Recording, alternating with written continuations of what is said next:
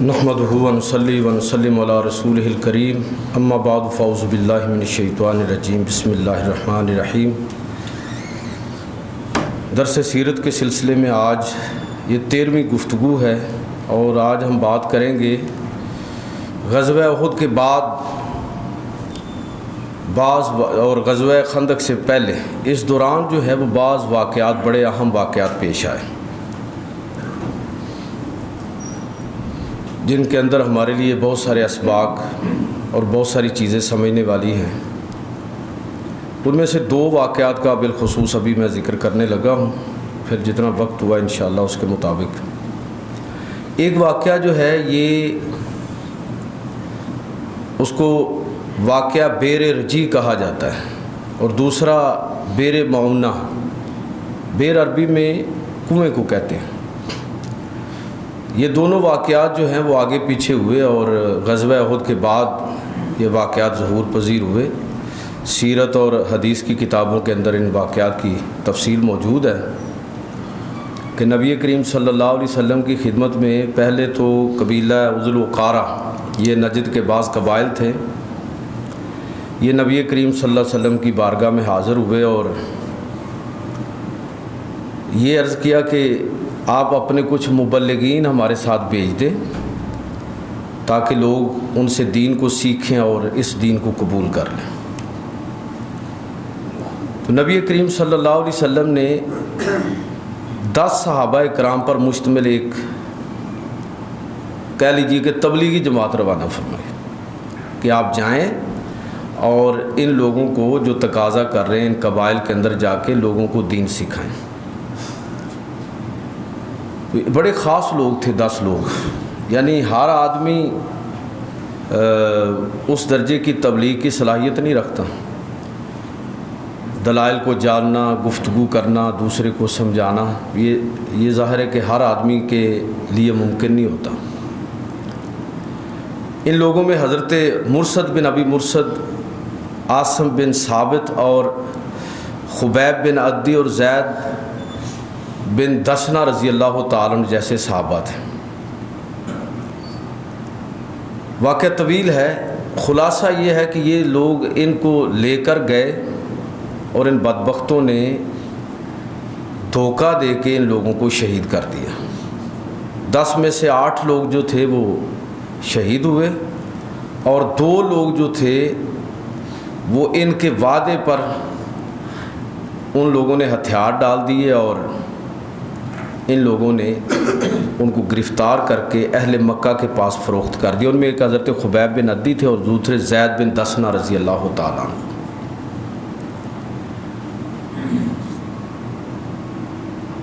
حضرت خبیب بن عدی رضی اللہ تعالیٰ عنہ، ان کے بارے میں ہمارے سیرت نگاروں نے بعض بڑے ایمان افروز قسم کے واقعات کا تذکرہ کیا ہے۔ کہہ لیجئے کہ صحابہ کرام کی جو کرامات ہیں، ایک معجزہ ہوتا ہے، کرامت ہوتی ہے۔ نبی کا جو معجزہ ہے وہ عمومی طور پر ایک چیلنج کی حیثیت سے وقوع پذیر ہوتا ہے اور کرامت ویسے اس کا ظہور ہوتا ہے، اور معجزے کا انکار جو ہے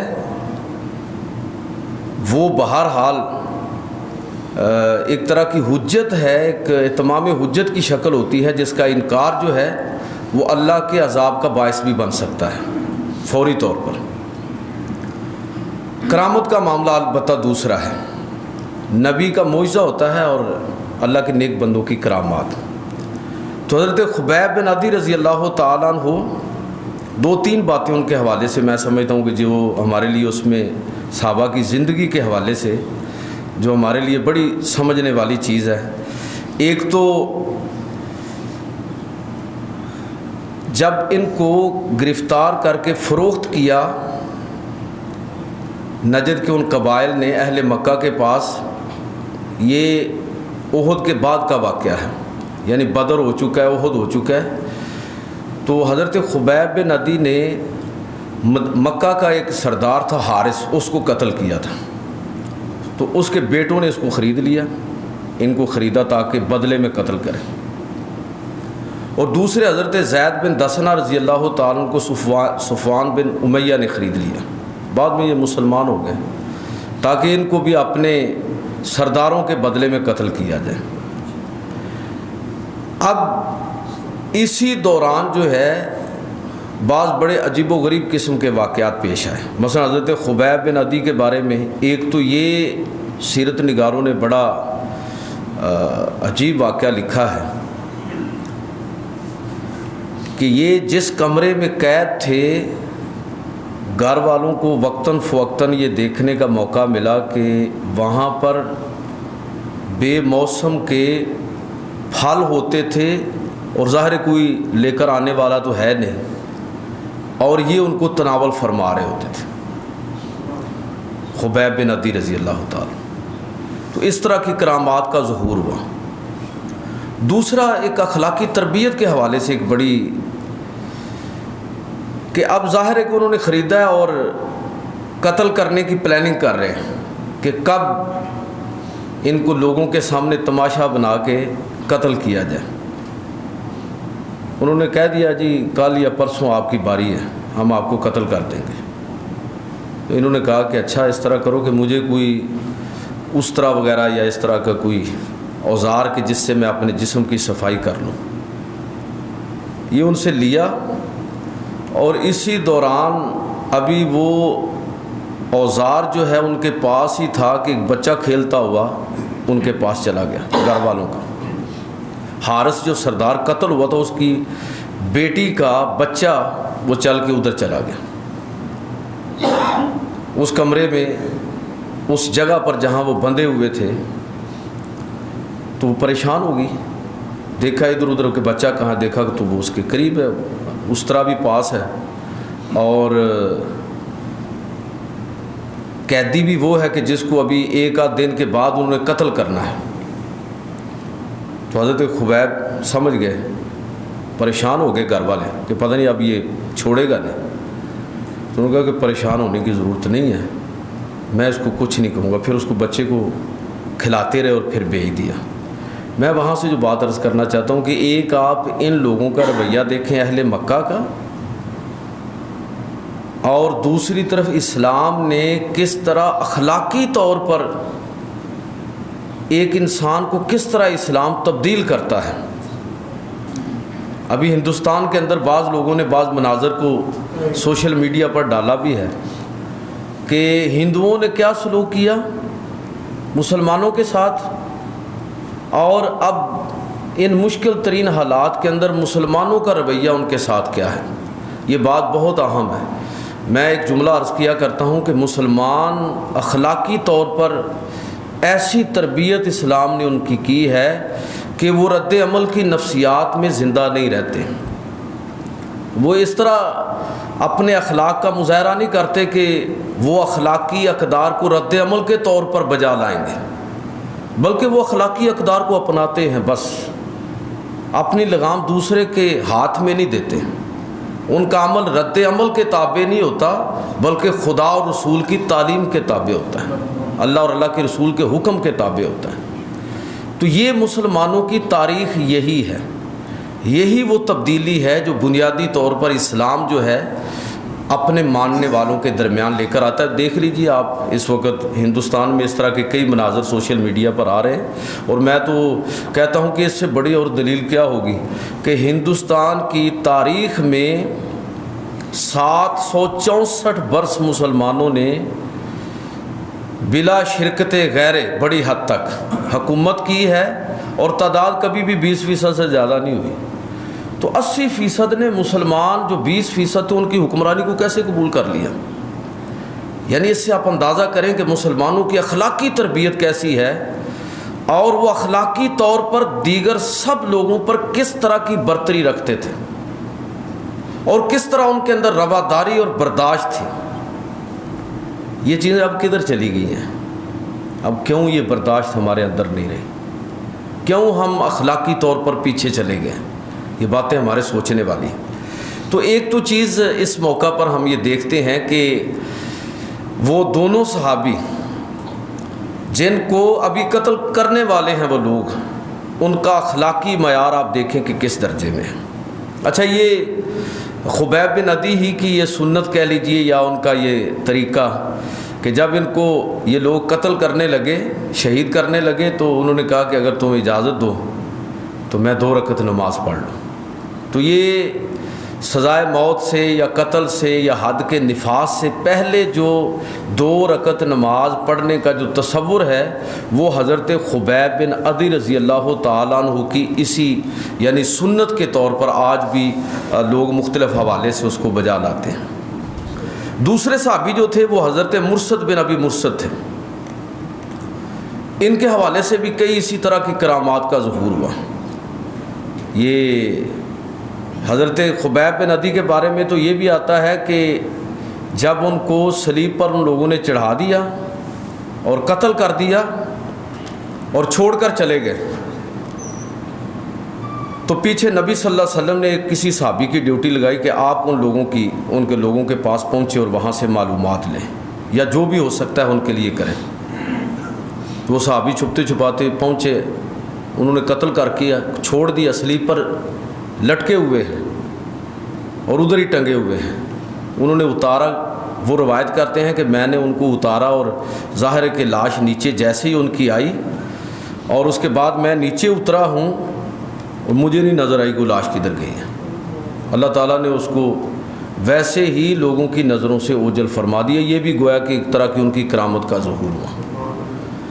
تو دشمن جو یہ چاہتا تھا کہ یہ گلے اور سڑے اور اس کو عبرت کے طور پر لوگ اس کو دیکھیں اور یاد رکھیں، تو اللہ رب العزت نے کس طرح یعنی صحابہ کرام کی عظمت اور بزرگی کو لوگوں کے سامنے ظاہر فرمایا۔ حضرت مرثد بن ابی مرثد کے بارے میں ایک اور بڑی ایمان افروز بات جو میں آپ کو سنانا چاہتا ہوں کہ جب ان کو قتل کیا جانے لگا، صفوان بن امیہ نے خریدا تھا، اب تماشا لگا ہوا پورا مکہ اکٹھا ہے، اور ابو سفیان ابھی مسلمان نہیں ہوئے تھے۔ یہ احد کے بعد کا میں واقعہ بتا رہا ہوں کہ احد کے بعد کا واقعہ ہے، سن 4 ہجری کا یہ واقعہ۔ تو ابو سفیان ابھی مسلمان ہوئے تو قریب ہوئے، بعد میں انہوں نے خود یہ پھر واقعہ بیان کیا کہ میں نے اس وقت جو ہے وہ مرثد بن ابی مرثد سے کہا، دیکھو آج کتنا اچھا ہوتا کہ تم اپنے گھر میں بیٹھے ہوتے آرام سے سکون سے، یہ تم نے جو کیا ہے نا، جو اسلام قبول کیا ہے، جو محمد کو صلی اللہ علیہ وسلم کو اللہ کا نبی مانا ہے، یہ ساری اس کی سزا تمہیں مل رہی ہے۔ ایمانداری سے بتانا، کیا یہ اچھا نہ ہوتا کہ آج تم اپنے گھر میں بیٹھے ہوتے اور تمہاری جگہ یہاں پر جو ہے وہ محمد صلی اللہ علیہ وسلم ہوتے؟ تو انہوں نے بڑا ایک زبردست تاریخی جواب دیا کہ آپ یہ کہتے ہو کہ اللہ کے نبی میری جگہ پر ہوں اور میں اپنے گھر کے اندر بیٹھا ہوا ہوں؟ خدا کی قسم، لا احب ان تصیب محمد شوکۃ وانا جالس فی اہلہ، تم یہ تو بڑی دور کی بات ہے گھر میں بیٹھنا، میں تو خدا کی قسم یہ بھی نہیں چاہتا اور یہ بھی پسند نہیں کرتا کہ میں اپنے گھر میں آرام سے بیٹھا ہوں اور اللہ کے نبی صلی اللہ علیہ وسلم کے پاؤں مبارک میں کوئی کانٹا بھی چبھے۔ تو یہ جذبہ جو تھا، کل بھی میں نے بات کی تھی، بعض ہم میں سے لوگ یہ سمجھتے ہیں کہ رسول کے ساتھ محبت کا مطلب یہ ہے کہ رسول کی اطاعت اور اتباع کی جائے۔ بھائی یاد رکھیے کہ نری اطاعت اور اتباع جو ہے یہ محبت نہیں ہے۔ بھائی ہم قانون کو فالو نہیں کرتے، ریاست کے قانون کو فالو کرتے ہیں، تو کتنی ہمیں محبت اور عقیدت ہوتی ہے، بس اوقات مجبوری کی حالت میں کرتے۔ رسول اللہ صلی اللہ علیہ وسلم کی اطاعت اور اتباع بھی لازم ہے، لیکن اس کے ساتھ ساتھ یہ چیز بھی ہمیں ذہن میں رکھنی چاہیے کہ رسول اللہ صلی اللہ علیہ وسلم کی اطاعت اور اتباع کے پیچھے اصل محرک جو ہے وہ محبت رسول صلی اللہ علیہ وسلم۔ جتنی زیادہ پیغمبر علیہ الصلوۃ والسلام سے ہماری عقیدت اور محبت ہوگی، اتنا ہی جو ہم ایکٹ کریں گے، جو ہم عمل بجا لائیں گے، جو سنت ادا کریں گے، اتنا ہی اس کے اندر ہمیں روحانی سکون محسوس ہوگا۔ اس لیے صحابہ اکرام کی زندگی کو اس حوالے سے پڑھنے کی اور دیکھنے کی ضرورت ہے کہ وہ رسول خدا صلی اللہ علیہ وسلم سے کس درجے محبت اور عقیدت رکھتے تھے۔ اور میں یہ جملہ اکثر دہراتا ہوں کہ ہر محبت جو ہے اس کا بہرحال ایک لیول اور ایک معیار ہے، لیکن جب رسول خدا صلی اللہ علیہ وسلم کی باری آئے تو وہاں نہ ہم کوئی ایسا معیار قائم کر سکتے ہیں، وہاں ہمیں اپنی محبت کو نقطہ کمال پر رسول اللہ کے قدموں میں نچھاور کرنا چاہیے، اور رسول اللہ صلی اللہ علیہ وسلم سے ہماری محبت اور عقیدت جو ہے وہ ایسی ہونی چاہیے کہ عقل قربا کن بپیش مصطفیٰ، رسول اللہ صلی اللہ علیہ وسلم کے سامنے ہم اپنی ساری عقل اور دانش، صلاحیت اور فراست سب کچھ رسول اللہ صلی اللہ علیہ وسلم کے قدموں پر قربان کر دیں، یہ اس محبت کا تقاضا ہے۔ اکثر آپ سنتے نہیں علماء سے کہ خطبہ حجۃ الوداع کے موقع پر اور دیگر مواقع پر اللہ کے نبی صلی اللہ علیہ وسلم یہ فرمایا کرتے، لوگوں سے سوال کرتے، ایسے سوال کہ جن کا جواب ہر کسی کو آتا۔ خطبہ حجۃ الوداع کے موقع پر بھی آپ نے یہ لوگوں سے سوال کیا کہ لوگوں یہ کون سا شہر ہے؟ اب کس کو نہیں پتا کہ مکہ شہر ہے؟ یہ کون سا مہینہ ہے؟ کس کو نہیں پتا کہ ذوالحج ہے؟ لوگوں آج کون سا دن ہے؟ کس کو نہیں پتا کہ عرفہ کا دن ہے؟ تو ہر سوال کا جواب تو لوگوں کو آتا تھا، لیکن اس کے باوجود آپ سیرت اور حدیث کی کتابوں کو پڑھیے، ان تمام سوالات کے جواب میں صحابہ کرام یہی کہتے تھے کہ اللہ و رسولہ عالم، اللہ اور اللہ کا رسول ہی بہتر جانتے ہیں، حالانکہ وہ بھی جانتے تھے۔ یہ اس چیز کا اعلان ہے کہ صحابہ کرام سب کچھ جاننے کے باوجود زبان رسالت سے ہی ہر بات سننا چاہتے تھے۔ تو یہ ان کی محبت اور ان کی عقیدت جو رسول اللہ صلی اللہ علیہ وسلم کی ذات کے ساتھ ہے وہ اکیڈمک نوعیت کی نہیں تھی۔ یہ بات قابل توجہ ہے۔ وہ محبت اور عقیدت ایسی ہے کہ جو اس طرح کی جمع و تفریق سے پاک ہے، اور وہ اپنا سب کچھ رسول اللہ صلی اللہ علیہ وسلم کی ذات اور ہستی پر نچھاور کرنے کے لیے تیار تھے۔ تو حضرت زید بن دسنہ اور حضرت خبیب بن عدی رضی اللہ تعالیٰ عنہ دونوں کو شہید کیا گیا۔ یہ بئر رجیع کا واقعہ ہے، اور دوسرا سن 4 ہجری کا واقعہ ہے، جس میں 70 صحابہ کرام کو یہ حادثہ ہوا کہ 10 میں سے 8 صحابہ شہید ہو گئے۔ اس موقع پر 2 کو ان لوگوں نے اہل مکہ کے پاس فروخت کیا اور پھر ان لوگوں نے شہید کر دیا۔ تو یہ بڑا سانحہ تھا، بڑے قیمتی لوگ جو ہیں وہ شہید ہوئے۔ اس کے 4 ماہ بعد تقریباً ایک اور بڑا حادثہ ہوا۔ ادھر ہی نجد کے بعض قبائل تھے جنہوں نے رسول اللہ صلی اللہ علیہ وسلم سے درخواست کی کہ آپ ہمارے پاس کچھ مبلغین بھیج دیں۔ تو نبی صلی اللہ علیہ وسلم نے جو پچھلا تجربہ تھا اس کی وجہ سے کہا کہ بھائی پہلے یہ حادثہ ہوا ہے تو میں کس طرح لوگوں کو بھیج دوں؟ ظاہر ہے کہ ابھی آپ دیکھیں نا،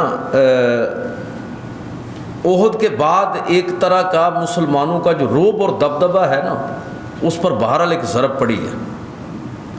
تو ایک طرح کی سرکشی تھی قبائل کے اندر، اور لوگ مسلمانوں کو کمزور سمجھ رہے تھے۔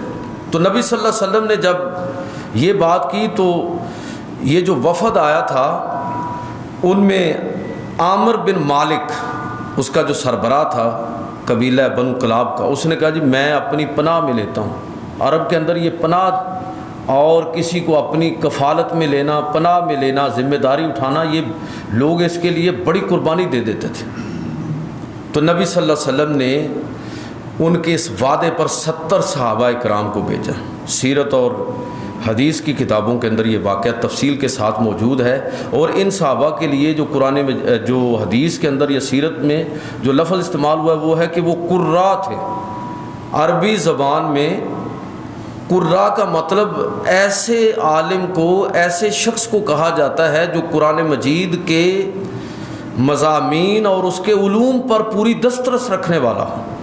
ہمارے ہاں تو قاری عام طور پر اس کو کہتے ہیں نا جو اچھے طریقے سے قرات کر لے اور پڑھ لے، لیکن عربی زبان کے اندر قراء کا لفظ ان لوگوں کے لیے بولا جاتا ہے۔ تو یہ قراء صحابہ تھے جن کی اللہ کے نبی صلی اللہ علیہ وسلم نے خصوصی تربیت فرمائی تھی۔ یہ اصحاب صفوہ میں سے تھے، یعنی خاص اس مدرسے کے تعلیم یافتہ، اور یہ کہہ لیجئے کہ ہر جان ہی بڑی قیمتی ہے، ہر شخص ہی بڑا قیمتی ہے، لیکن یہ گویا کہ بڑے اسپیشل قسم کے لوگ تھے جن کو اللہ کے نبی صلی اللہ علیہ وسلم نے بھیجا، اور بالکل اسی طرح کا واقعہ ہوا۔ یعنی جو وعدہ کیا تھا اس کی خلاف ورزی، صحابہ کرام کو باقاعدہ سازش کا نشانہ بنا کے یہ 70 میں سے صرف ایک صحابی حضرت امیہ، ان کا پورا نام ہے عمر بن امیہ دمری رضی اللہ عنہ، سوائے ان کے باقی سارے شہید کر دیے۔ اور نبی صلی اللہ علیہ وسلم کو اس کا اتنا دکھ ہوا کہ 1 ماہ تک آپ فجر کی نماز کے اندر ان لوگوں کے بارے میں دعائے ہلاکت فرماتے رہے کہ یا الہی ان لوگوں کو یہ جو انہوں نے ظلم کیا ہے، اے اللہ ان پر اپنا قہر نازل فرما، اور ان لوگوں کو اس جو زیادتی انہوں نے کی ہے اس زیادتی کی ان کو سزا دیں۔ 1 مہینہ تک اللہ کے نبی نے فجر کی نماز کے اندر ان لوگوں کے لیے دعائے ہلاکت فرمائی۔ کہنے کا مطلب یہ ہے کہ یہ 2 بڑے حادثے ہوئے غزوہ احد کے بعد، اور اتنا بڑا نقصان ہوا کہ جس کی کوئی دوسری مثال نہیں۔ آپ دیکھیں نا، غزوہ احد کے اندر 70 صحابہ شہید ہوئے، بہت بڑا نقصان، لیکن باہر لے کے جنگ ہے، ایک مارکہ ہے، اس کے اندر یہ ہوا۔ اور یہ لوگ کیا تھے؟ یہ تبلیغ کے لیے گئے ہیں، مبلغین ہیں۔ اب یہ دونوں واقعات ذرا آپ اپنے ذہن میں رکھیں، اور اب مستشرقین کے اس اعتراض کو، اہل مغرب کے اس اعتراض کو کہ اسلام تلوار کے زور پر پھیلا ہے، اس کے بعد اللہ کے نبی نے کیا کیا کہ اب جو بھی تبلیغی جماعت جا رہی ہے، کسی جگہ پر دعوت اور تبلیغ کا کام ہو رہا ہے، تو نبی صلی اللہ علیہ وسلم نے ان لوگوں کو باقاعدہ مسلح کر کے بھیجنا شروع کیا تاکہ وہ لوگ دعوت اور تبلیغ کے کام کے ساتھ ساتھ اپنی حفاظت بھی کر سکیں۔ ویسے ہی ان کے پاس اسلحہ ہوتا تھا، لیکن خصوصی طور پر جنگی ساز و سامان اور پورا اہتمام کر کے اس لیے بھیجا تاکہ مسلمان اب کسی کے دھوکے میں آ کے نقصان نہ اٹھائیں۔ تو اس سے میں جو استدلال آپ کی خدمت میں عرض کرنا چاہتا ہوں وہ صرف اس قدر ہے، گویا کہ نبی کریم صلی اللہ علیہ وسلم نے جو دعوتی مہمات بھیجیں تو اس میں جو مسلح رنگ ہمیں نظر آتا ہے، جس کو بنیاد بنا کے مستشرقین اور انٹیلسٹ یہ کہتے ہیں کہ جی اسلام تو تلوار کے زور سے پھیلا، مکہ میں 13 سال میں چند ہزار لوگ مسلمان ہوئے، تو مدینہ میں ایسی تلوار چلائی ہے مسلمانوں نے کہ اس کے نتیجے میں لوگ جان بچانے کے لیے جو ہے وہ مسلمان ہوئے۔ بھائی سیدھی صاف سی بات ہے، ایمان کا تعلق نا دل کے ساتھ ہے۔ گردن تو آپ تلوار سے کسی کی جھکا سکتے ہیں، لیکن دل کیسے جھکائیں گے؟ اس لیے ایمان جو ہے وہ دلی اقرار کا نام ہے، اقرار باللسان و تصدیق بالقلب کا نام ہے۔ اس لیے یہ بات کہنا وہ صرف اس قدر ہے کہ نبی کریم صلی اللہ علیہ وسلم نے جو مہمات اس کے بعد روانہ فرمائی تو اتنا بڑا نقصان، جو 2 بڑے حادثے ہوئے، تو اس وجہ سے لہٰذا یہ مستشرقین کا یہ جو اعتراض ہے یہ بالکل غلط ہے۔ آخر میں 2-3 باتیں جو اور آپ کی خدمت میں عرض کرنا چاہتا ہوں دروس و عبر کے حوالے سے۔ ایک تو یہ بات ایک دفعہ پھر ہمیں سمجھ آئی کہ دعوت اور تبلیغ کا کام کسی خاص طبقے کا نہیں ہے اس مذہب کے اندر۔ اب دیکھیں نا، ایک جماعت بھیجی جا رہی ہے، پھر دوسری بھیجی جا رہی ہے، اور پھر صحابہ پوری دنیا کے اندر آپ کو پھیلتے ہوئے نظر آتے ہیں۔ اس کا مطلب یہ ہوا کہ ہر شخص اس امت کے اندر کسی نہ کسی درجے میں وہ مبلغ ہے، اس کو اپنی تربیت کرنی ہے، اپنے گھر والوں کی تربیت کرنی ہے، اس گلی اور محلے اور سوسائٹی کے اندر، اس شہر کے اندر، اس ملک اور پوری قوم کے اندر جس درجے میں بھی اللہ تعالیٰ نے اس کو مقام اور مرتبہ دیا ہے اور جو اس کو حیثیت دی ہے، اس نے اس مہم کا حصہ بننا اور اس کے اندر اپنی شمولیت کو یقینی بنانا ہے، اس کی شکل کوئی بھی ہو، وہ وسائل کے ساتھ ہو، وہ صلاحیت کے ساتھ ہو، یا اس کی کوئی اور شکل ہو۔ تو یہ بات ایک تو ہمیں سمجھ آتی ہے، اور بہت اچھی طرح یہ بات ہمیں سمجھنے کی ضرورت ہے کہ دعوت اور تبلیغ کی ذمہ داری جو ہے وہ کس طرح سب مسلمانوں پر ہے۔ دوسری چیز جس کی طرف میں نے اشارہ کیا وہ اسلام جو تربیت کرتا ہے فرد کی، حضرت خبیب بن عدی کے واقعے سے جو بات ہمیں سمجھ آتی ہے کہ جو اور جس اسلام کے اندر جو اخلاق عالیہ ہیں وہ کس طرح ہر انسان اسلام قبول کرنے کے بعد اس سے اخلاق عالیہ کا صدور ہونا چاہیے، اس لیے کہ یہ اس کے ایمان کا حصہ ہے۔ اگر اس کی اخلاقی زندگی کے اندر، اس کے اخلاقی وجود کو کوئی اسلام کی شکل میں کچھ بھی نصیب ہی نہیں ہوا اور اس کو کچھ مل ہی نہیں سکا، اس کے اندر کوئی بہتری نہیں آئی، اس کا اخلاقی وجود جو ہے وہ مضبوط نہیں ہوا، تو سمجھ لیجئے کہ اس آدمی نے اسلام کو پڑھا نہیں ہے، سیکھا نہیں ہے، سمجھا نہیں ہے، اس سے کچھ اخذ نہیں کیا، اور وہ ایک معمول کی زندگی گزار رہا ہے، روایتی قسم کی۔ اسلام اصل میں اس کی ساری زندگی کو بدل کے رکھ دیتا ہے، اور اس کی زندگی اس طرح ہو جاتی ہے اخلاق کے حوالے سے، جو امام غزالی نے کہا ہے کہ اخلاق اصل میں یہ نفس کی راسخ کیفیت کا نام ہے، جس سے اعمال بڑی سہولت کے ساتھ سرزد ہوں، یعنی خود بخود نیکیاں ہوتی چلی جائیں۔ ایک ہے انٹینشلی آپ نیکی کریں، یہ بھی اچھا ہے کہ آپ سوچ سمجھ کے نیک کام کریں، ایک یہ ہے کہ آپ کی روٹین ہی یہ ہے کہ آپ نیک ہی کریں گے، اس لیے کہ اسلام نے آپ کے مزاج کے اندر ایسی جوہری تبدیلی کر دی ہے کہ نیکیاں خود بخود اس انسان سے سرزد ہوتی ہیں۔ تو یہ ایک تو یہ ہماری جو تربیت کی اسلام نے اور دین اسلام نے، اس میں اخلاقیات کے حوالے سے۔ آخری بات یہ ہے کہ یہ بات بھی ہمیں سمجھ آئی کہ رسول خدا صلی اللہ علیہ وسلم کی جو محبت ہے اور والہانہ محبت، یہ اصل میں اس دین کا، ایمان کا لازمی تقاضا ہے، اس کا ظہور ہوگا، اس کا ظہور لازمی ہوگا۔ اگر اس کا ظہور نہیں ہے، رسول اللہ صلی اللہ علیہ وسلم کی محبت کے لیے وہ تڑپ نہیں ہے، تو پھر اپنے ایمان کی ہمیں فکر کرنی چاہیے۔ اللہم صلی اللہ سیدنا مولانا محمد جی جی یہ جو دو واقعات آپ نے بیان فرمائے، ان کا جواباً انتقام لیا گیا کہ نہیں؟ نبی کریم صلی اللہ علیہ وسلم نے پھر ان لوگوں نے ان قبائل کی طرف لشکر کشی کی، بعض منتشر ہو گئے، بعض نے سلو کر لی۔ نبی صلی اللہ علیہ وسلم تو تلے ہوتے تھے معاف کرنے کے لیے، تو ایسے ہی ہوا۔ ان میں سے یہ سارے لوگ تو مسلمان ہو گئے جنہوں نے 2 لوگوں کو شہید کیا اہل مکہ میں سے۔ صفوان بن امیہ مسلمان ہو گئے فتح مکہ کے موقع پر، اور دیگر بھی سارے لوگ مسلمان ہو گئے۔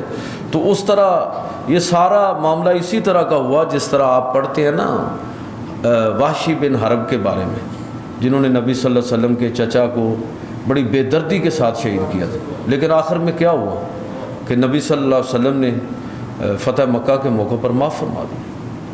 تو اللہ کے نبی صلی اللہ علیہ وسلم تو صحیح معنوں میں رحمت اللہ عالمین ہے، اور ہر موقع پر ہی اس رحمت کا ظہور ہو۔ اللہم صلی اللہ سیدنا محمد نبی وسلم۔ اے اللہ دین کا فہم عطا فرما، عمل کی توفیق عطا فرما۔ یا رب کریم، صحابہ کرام نے جو محبت رسول صلی اللہ علیہ وسلم کا جس طرح عملی زندگی کے اندر مظاہرہ کیا، اس میں سے ہمیں بھی وافر حصہ عطا فرما۔ اے اللہ اپنے پیارے حبیب کا صدقہ ہمارے گھروں کے اندر، کاروبار کے اندر، زندگی کے اندر برکت فرما، حاضرین کی نیک دلی تمناؤں کو پورا فرما۔ ہمارے جو احباب ان دنوں کے اندر انتقال کر کے، سب کی بخشش اور مغفرت فرما۔